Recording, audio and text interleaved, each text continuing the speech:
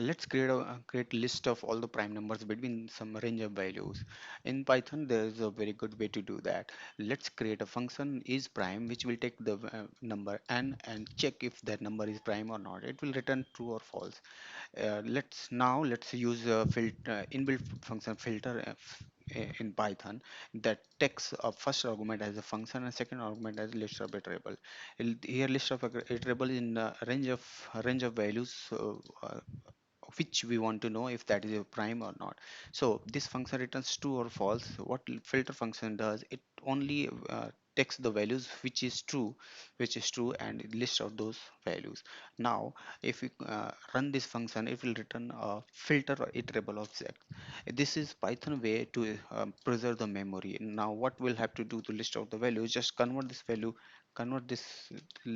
value into a list object, and we'll have all the prime numbers within the range 1 to 1000.